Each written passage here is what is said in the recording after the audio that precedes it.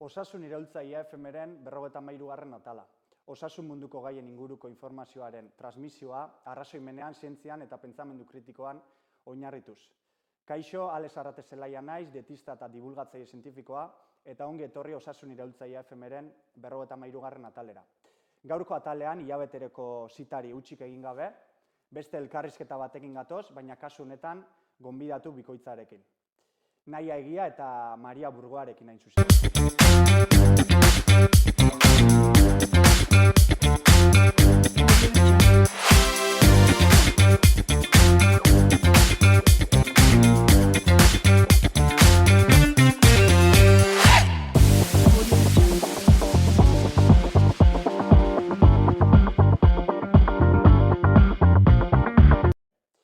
Biak markinarrak eta biak psikologoak azken bolada luze honetan haurretan nerabeen osasun mentala zaintzen ari dira.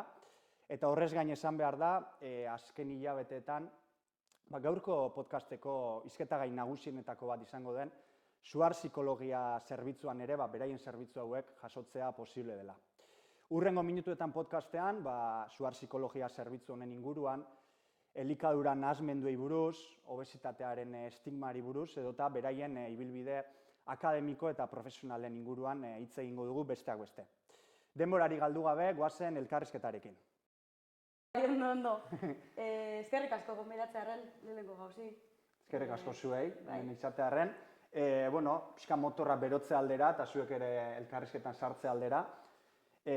Zuen ibilbide akademiko eta profesionalari gainbegiratu bat emango diogu. Hortaz, banan eta nahi baduzu zurekin hasiz, konta iguzu bizpahiru minututan gaur egun dituzun zerbitzu horiek ematera iristeko, zein ibilbide akademiko eta profesional egin behar izan duzun. Bale. Nik batxillerra amaitxune banin psikologia gradure junitzen, Mariaz batera.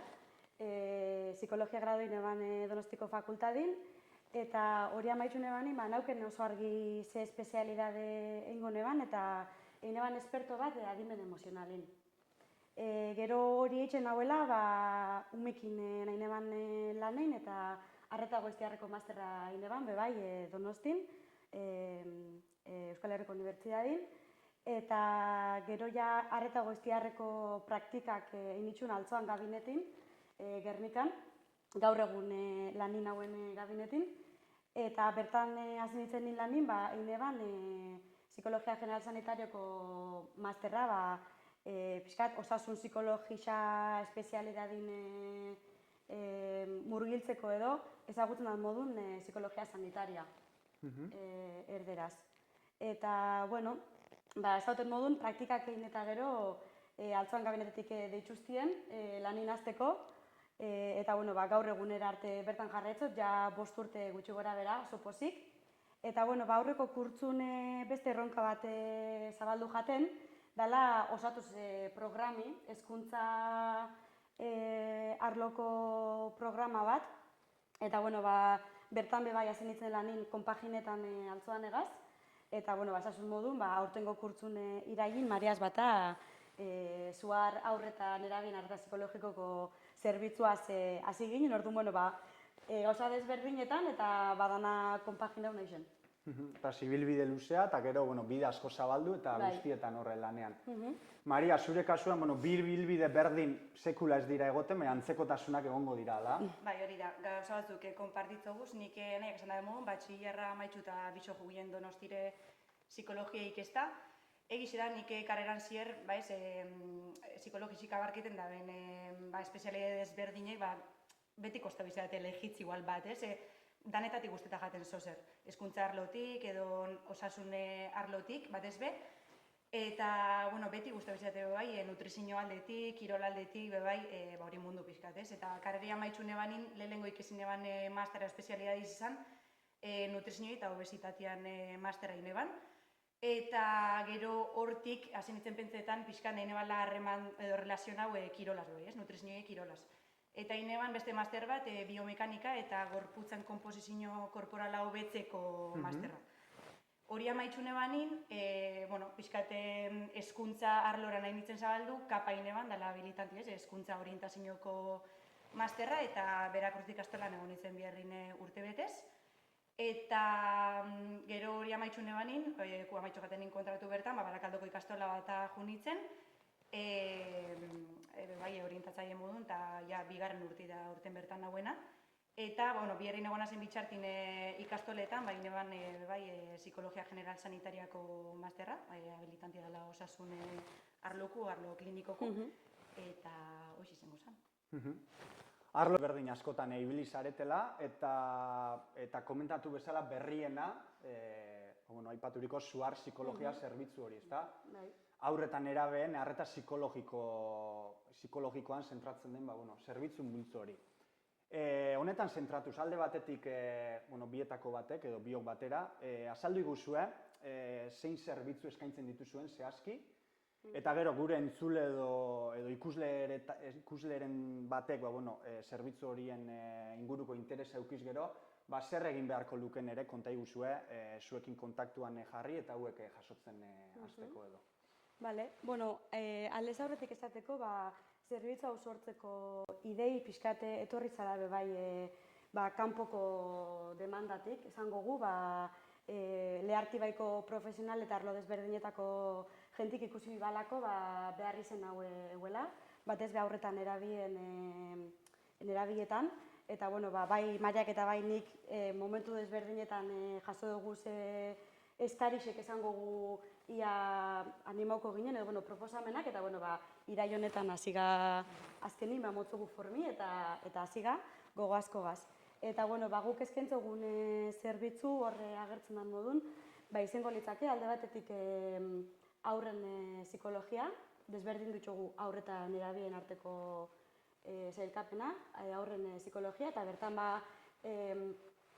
psikologia mundun edo arlo emozional eta sozialak batzen da den arazo desberdinek, zailtasun desberdinek hartzu guzkontun, adibidez, antsiedade, depresioie, edo sintomatologia antsiedade eta depresioie heldu baripe, jokabide arazuk, emozio arazuk, aurren kasun adibidez bebai, bizitza etapako momentu desberdini aurre itxeko zailtasun bebai, eta gero ikaskuntza arazuk edo nazmenduk, lo arazuk, eskola arlun emonalizen arazo bebai, jasarpena, gero beste alde batetik, Maria, Bai, nerabien psikologia zer ikusia daukena, bizkat desberdinek izaten di. Adibidez, komunikazio arazuk, lagunekin arazuk harremantzeko ordun, isolamenduk, depresio eta ansiedade banaiak esan daben modun, autoestimu, inseguridade, sintomatologia geixa egoten da nerabitan, hor partetik bai, portaera arriskutzuk edo eukialdaben bai nerabik. Eta gero horretaz gain, oso importanti da gutzako, aurretan nerabikin biherrin gau esan egin kontuen hartzi familia testu inguru. Oso importanti dela, hezkuntza testu inguru bai, baina azkenin guk direktamente zuzenin biherra alduguen familiakin, ez? Da oso importanti euren kolaborazioie lanketa guzti honetan. Aholkularitzi, ez, familiarentzako, hezkuntzako zalantzak edo gatazkak alizenak egon etxin umikin, zelan komunikazioie landu, dolu bat zelan landu etxin nerabe da umiaz, aldaketa importanten bat emon bada euren bizitzan hori zelan landu, eta hori zen osan bitxi gora bera. Bai, askotan hori ez, umikin eta nerabekin etxogu lan zuzenin, baina Mariak esan dugu, askotan lan handixe bai familiakin egoten da, azkenin inorreztalako jaixoten dana jakin de, esango gu, da guraso izeti momentu askotan ez da erretza, orduan, familiakin lan etxibe oso importanti ikustugu. Hor ikus daiteke, ez da, nola, sustrai horiek dituzuen, Suar irudi horretan, azpiko kausa hori, ez da, azkenean, izaera multifaktorial hori, arazoena, eta beti azpiko kausa hori identifikatuz eta hortik jardunez, ez da, hor luzapena, Instagrameko kontua ere badaukate, suar.psikologia, norbaitek interesa jarriz gero, edukiz gero, beraiek kontaktatzeko horre hainbeste aukera. Behin hori komentatuta, elkarrizketako bigarren blokean zentratuko gara, hizketagai ezberdinak landuko ditugu, 3 zehazki, eta lehenengoa haur nerabeetan zentratuko da, bereziki sare sozialen erabilerak hauetan daukan inpaktua aztertuko dugu. Uste dut publikazio hau dela, hor aipatzen du, ez? Nola, zuek idatzita, haurretan nerabeek zailtasun ugari izaten dituztela, ez? Aste prozesu horretan. Esango zenuketen neskak garapen bidean dauden burbuin edo garun horientzat sare sozialen lekuzkanpoko erabilera bat negatiboa edo kaltegarri izan daitekeela, adin honetan bereziki? Bai, guk ikustugu sare sozialak eurek bakarrik kontun hartute ez dizela esonak ez txarrak, ez? Baina egixe dana da nerabe baten garune, garapen prozesu baten dauela eta askoz vulnerablia hau dela, ez? Sare sozial honek eskaintzen daben estimuluen aurrin, validazio soziala, konparazio horiek, Etengabeko estimulo nobedade edo... Hori da. Eta garune garapen baten da, orduan, garunan funtzio asko ez, imaduro da zondio, adibidez regulazio emozionala edo impultsuen regulazioen, eta horreaz batera ez, alderdi batzuk imaduro daz, baina horreaz batera daz beste zirkuito batzuk oso aktibo mantentzen dizenak. Adibidez, validazio sozialerako edo errekonpentserako zirkuituk, ez? Eta honek danak ere itxotzie, askoz vulnerablia egota eta dependentia izeta adibidez, laik batera edo validazio sozial batera, eta horreta estimulo konstantera, ez? Gero honekin batera, honek danak sortua da bezan ondorixutatik importantienak ikustu guzenak dira adibidez, atentzio aldetik, eta bebai, asperguri antolerantzia, ez? Garun bat oitzute dauena, sare sozialak eskaintzen daben hiperestimulazio horreta, gero asko zailtzasun handixo daukez, ez?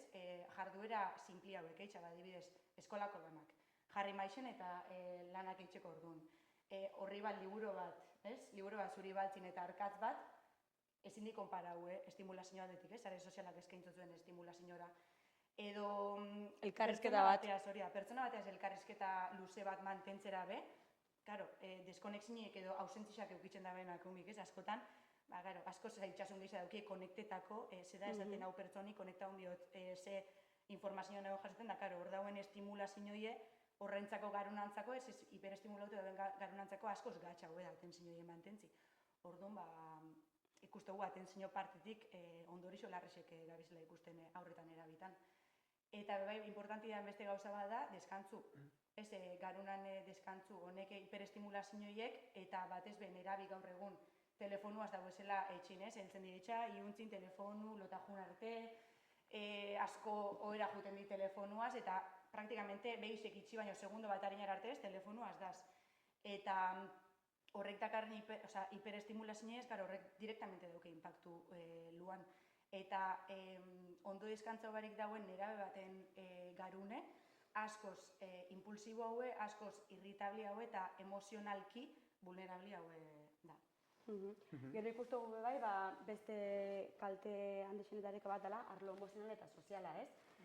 Piskat gure arlun ikustugune bai, azkenin sare sozialetan idealiziten dizen bai gorputz esperientzi eta egoeri dagokizunez, impactu zuzena daukiela emozionalki, eta autoestiman afektetzen da dela, mareak zena demun validazioie sozialki balidaute sentitzi, eta inkluso pertsona modun balixu dauketela ikusti edo sentitzi ez dauketela balixu, ez dauketelako gorputz edo esperientzi idealizatu horrek. Eta honekin batera, bai, esperientzi edo egoera horrek ez bizitzeko bilurre edo horren parte izaiteko bilurre gaur egun FOMO modun ezagutzen den hitzaz erabiltzen da bena nerabek. Eta gero azkenik ikustugu bai, importanti dela ez bakarrik pasetzen da ben ordu kantitadi, sino que kalidadi bai ez. Azkenin mareak esan da demun, sare sozialak estiko motal txarrak, sare sozialak erabili aldi, jenti ezagutzeko, zuk esan nahi duzuna adierazteko, baina, nerabe honen kasun, edo nerabeen kasun, vulnerabilidade handixo dagoenez, erabiltzen da, konparazio konstante baterako, edo kontsumo impulsibo baterako, eta honek danak eragin eukitzen dugu. Orduan bai nahi dugu Mariak eta nik sustatu, hezkuntza sistemen eta familien responsabilidade eta importantzisi honekiko, ez? Eta Egixe da, familiak, claro, askotan ez, igual hezkuntza sisteman edo sustatu erabilera ona, sare sozialen erabilera ona, edo mugikorren erabilera ona, baina egixe da bai, familien presentzisi hemen kasun oso importanti dela, ez?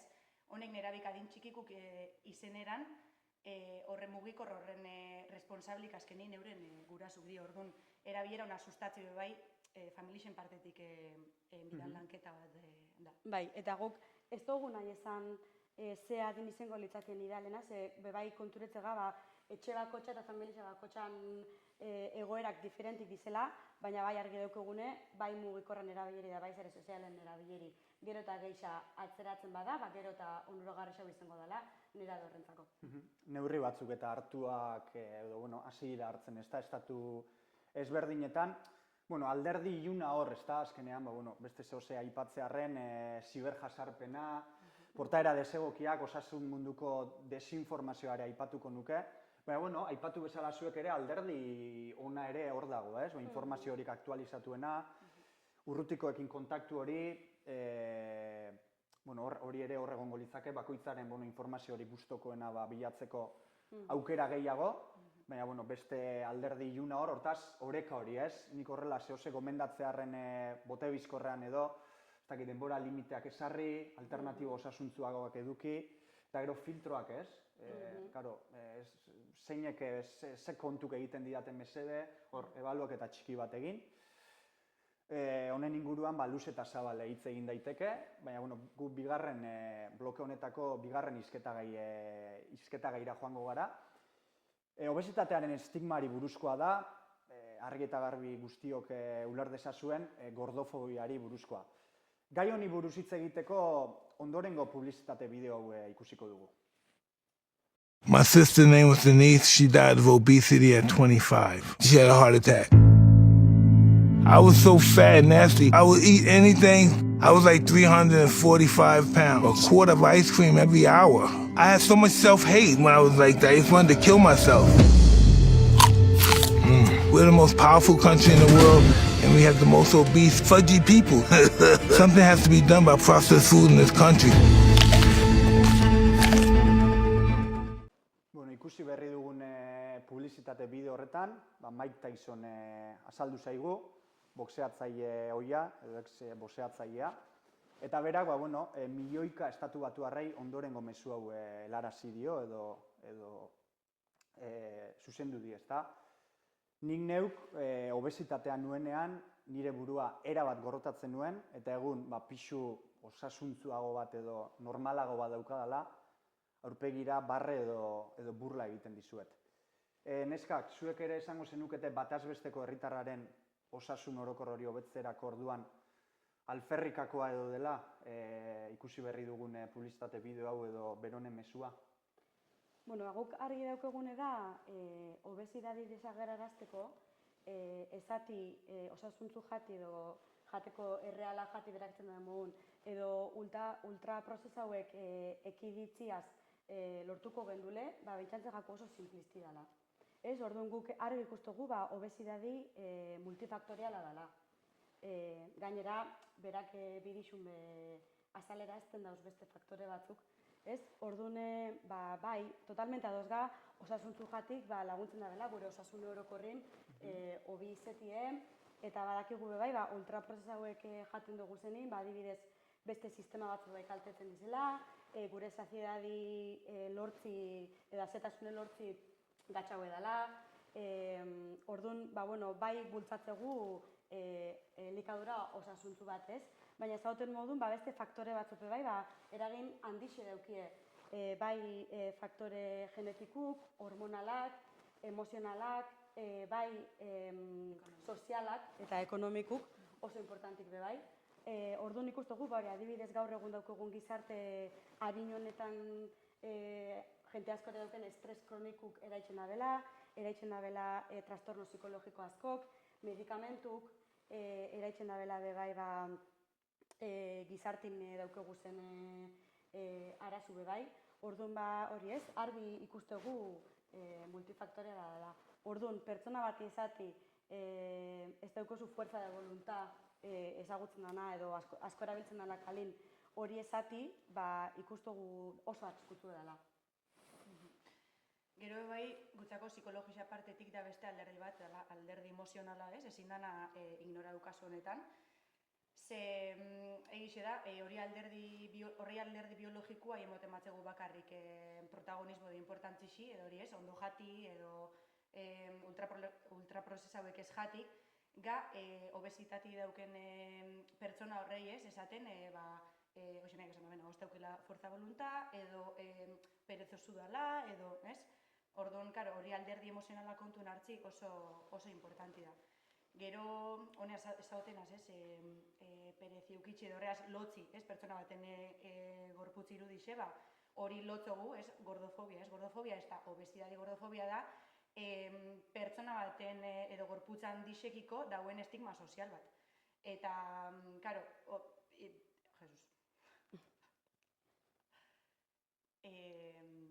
gordofobia da, estigma sozial bat, ez? Eta hortik datorre gordofobixi, ez? Gordofobixi ez da obesidadi. Gordofobixi da pertsonen edo gorputz handixekiko dauen estigma sozial bat, ez? Inkluso, parkatu Maria, kanones de belleza ezagutzen dan horretatik kanpo dagoen edozein gorputz. Ez dauklezkan izen gorputz handixe, sino que hortik kanpora dagoen edozein gorputz. Eta hori lotzen dela, helen ezauten modun, alperkerixiaz, edo horre pertsonik ez daukela osasunan kontzientzixa askorik, ez? Eta, karo, hau oso horre eskutzu da, ze honek danak erun aldau hori pertsoni kulpabilizita, ez? Eta bebai, eruta bebai, badibidez, erabakisek hartzeko orduan, hobekuntza horretan ez juti, ez? Osasun profesional batena, bilurre gaitxik, humilauko naben edo juzgauko naben. Eta orduan, gu bixo promobitzo gune da, batez be, hemen kasun esku hartze multidisciplinar bat dira, ez? Kontun hartute, bai, alderdi biologiko dela oso importanti, bai, alderdi emozionala. Bai, edo inkluso beste esan duguzen faktorik, nik lehen esatio zen beste faktorik. Eta, danan gainetik, nahi gu esan bai, gorputz danak dizela onargarrisek, eta danan gainetik errespetu dagoela. Dudari gabe. Ez, laburpen gisa, izaera hori, ez? Obesitatearen izaera multifaktorial hori. Mapa kontzeptual hau, argi eta garbi norbaitek ez badu ulertu, mapa kontzeptual asko daude interneten, obesitatearen izaera hori, alderdi guztia kontan hartuz saltzen dutenak, adibidez, elikadura politikak aipatzea gustatzen zait. Merkatura joan, edozein supermerkatura eta eskukada arandanok eta donut pakete handi batek prezio berbera izateak ere, horrek ere eragin badauka, eta aipaturiko beste guztiek. Hortaz, honi guztiari aurre egiteko, edo honi konponbide bat esartzen haste aldera, aldaketa sistemikoagoak edo integralagoak behar ditugu, eta ez azal-azaletik datozen mezu simplistak, ez da?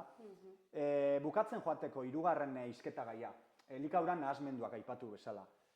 Gaixotasun mental larriak dira, elikadurarekin, irudi fisikoarekin edo gorputz pisuarekin portaera ez osasuntsuetara eramaten gaituztenak, ezta? Besteak beste, anorexia, bulimia eta ortorexia edo elikagai osasuntsuak jateko behar patologiko hori egongo litzateke, ez? Hauen inguruan, bi kontu, ez dakit profil hauetako pertsonaren batekin edo besterekin lan egiteko aukera izan duzuen, eta beste kontua, zein ezberdintasun edo nabarmenduko zenituzkete, elikaduran nahasmendu eta kirol disiplina bezalako ohitura osasuntsu baten artean.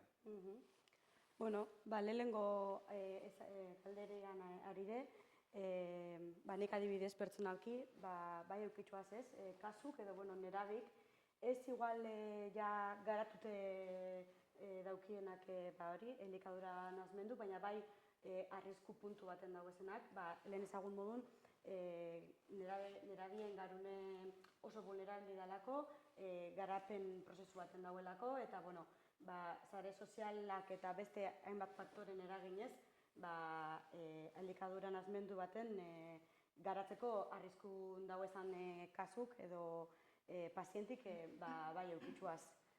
Eta horrekin lotute be bai, askotan agertzen da sintomatologia depresibu, ansiedade sintomatologisi, eta beste hainbat arazo.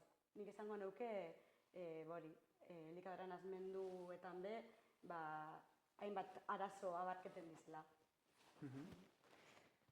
Nire kasu nik esperientzi pertsonal bat azalduko zuen, nahi pixkate gainetik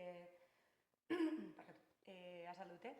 Nik ondala 3 urte konpetidun eban kulturismo naturaleko kompetizio baten, eta horretako kulturismoan objektibu da, fisiko konkreto bat eukitz, puramente estetiku da. Eta, horrek, helburu horreta heltzeko, 9 hiletan erubierri zen eban, dieta oso estrikto bat, dieta estrikto bat, eta kirol jarduera estrikto bat, ez? Eta, oso importanti da, nahiak esan da bena ez, oso linea fin badauela, ez? Kirol batek eskatzozun disiplina horretatik, elikadura nahasmendu baten jausteko arrisku, ez? Eta hor nik uste, guk uste dugu, importantiena dela, hori pertsoni, ez? Hori eitzen da pertsoni emozionalki zelan dauen, ez? Edo beran egoera psikologiku zelan dauen, edo zelako vulnerable dauen, ez? Nire kasun horrek 9 hiletan, nik banakixen jaten ebana eta restrikzio bat zauen azkenin, aldeban jan X kalorisa, X jateko eta ezin eban jan hortik kanpo, ez? Aldeban jan, baina nire helburu lortzeko, nire burun zauen, ez izu urten hortik planetik. Orduan, nik honek eguneroko aukera bazan, hautaketa bazan, ez? Nik egunero aukeratzen eban, horra helburura nahi nebala heldu, eta horra helburura heltzeko, hemin nebala, X gauza. Ordu nik egunero jaten eban bakotxa edo lagunekin urteten eban eta afari bat, hamburguesa bat, horre hamburguesia edo ze gauza jateko osasuntzu bai, ez? Jamin ebana, baino giza zin ebana, ez esatian aukerian aurrin, ez zeuen nire gorputzarekiko irudi negatibo bat zauelako, zan helburu konkreto bat heltzeko orduan. Oso importanti da hori egoera emozionala eta hori egoera mentala, eta hor egongo zan desberdintxasunez. Nik amaitxun ebanin preparazioa eta konpetidun ebanin, nire bizitza normalera bueltetako. Jateku ez pixau, zedanak pixau bitxen eban, da kontrolau, ez? Jateku ez pixatze horrek ez tozten ansiadeik zorrarazten. Nire gorputze aldatzen ikusten hastik, ez? Porque restrikzio handi baten egozaren momentun gorputzeko aldaketak ero harin izeten di, ez? Bizkat hori, igerritzen da, ez? Zure gorputzek likido bizarreten ditzen dau, eta espiluan aurrin aldaketak oso harinek di. Eta horreta, oitzeko oztopoik edo arazo gehiagirik eneban euki. Orduan, klaro, izango zan hori linea fina izango zan, hori pertsoni emozionalki eta psikologikoki zelan dauen. Horre gongo zan igual. Bai, gero ikustugu badago zela desberdintxasunek, ez? Elikadura nahasmendu baten normalin pertsonak oso zurrunek diz, eta jarraitzen dabe euren pentsamendu ezatetziena, arrajatabla, eta eitzen dabe dana oso kalkulaute eta hortik espasetako, ez? Eta kirol disiplina baten, eukizeink ez zure disiplini bai elikaduran eta bai merak zen damugun kirola itxeko entrenamentutan, baina eukizeink ez fleksibilidade bat, eta ez izen hain zurrune. Egixe da, Mareak esan damugun, beran esperientzi pertsonaletik ikustugu, segun ze kirol disiplina edo segun ze mailatan zauezan, horrek egin altzaitxule ekiz momentutan vulnerablia izeta elikadura nahasmendu bat garatzera.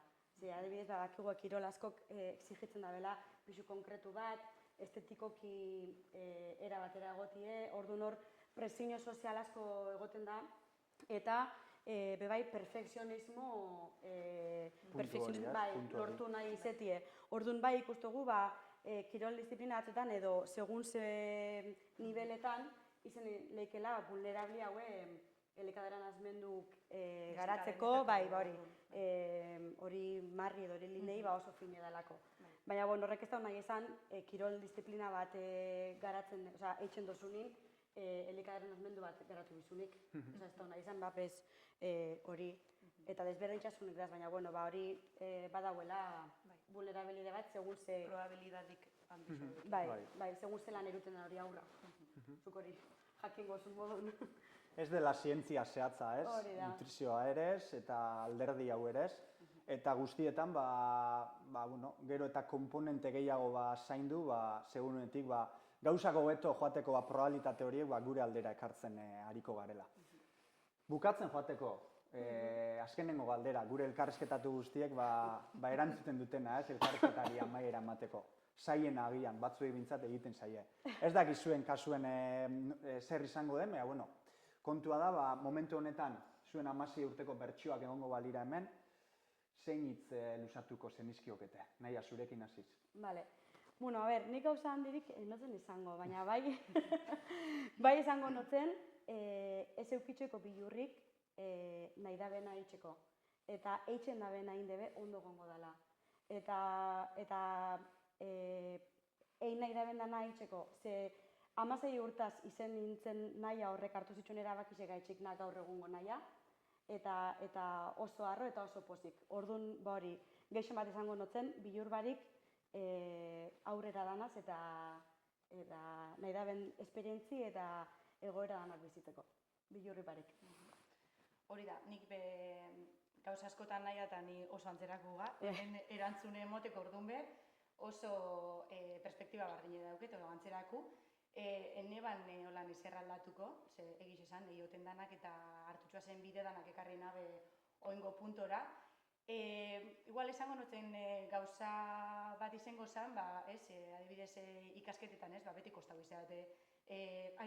Ze espezialidade edo zer hori, porque beti ukiot kuriosidadi gauza askotariko, psikologisik, nahitxe psikologisa karreri aukeratu, hori bekostau jatela aukeratiz, gauza asko pentsetan abazano guztauko jatezanik ez, diztak izer, da gero psikologisan barrun beran adar desberdinetatik kostau biate aukera bat hartzita beti izatenan, hau hartuko eta gero honetan, igual esango notzen nahi izango zen, hartzeko bat, ze gero beste baten gozur tranquilegon zetanak aproboko zuzen. Da denpori da danak eitzeko. Da denpori da, tranquil hartzeko, zen nahi oin bat hartu, gero baduk zule denpori gauza gehiago esteko bai. Eta ez, porque horren momentu zetan jau hartuko, eta honetxeta dedikaukona betirako da. Ez, tranquil hartzeko hori prozesu, eta emoten da bela denpori gauza desberdinik ikesteko, eta danetik ikesten dela, ez?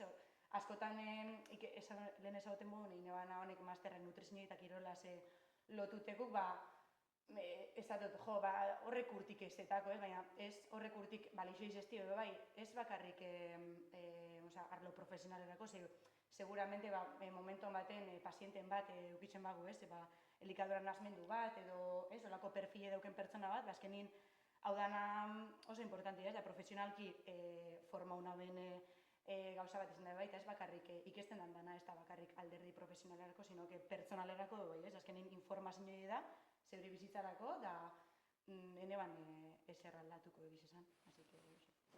Eta ematen den pausua eman da ere, beti ikasten dela zerbait. Hori da. Eskerrik asko neskak gurean izatearren, eta hurrengo artea. Ondo segi. Eta hau esan da bukautzat emango dugu Osasun Iraultzailea FM-ren 53. atala. Mila esker entzuteagatik eta bezala podcast hau partekatza eskatuko dizuet, emandako informazio guztia erabilgarria eta lagungarria izango zaiela uste duzuen pertsona guztiekin. Horrez gain Spotifyn ebaluazio bat utziko bazenigukete, asko eskertuko genuke. Hurrengo atalean izango du elkarren berri, bitartean, ondo segi.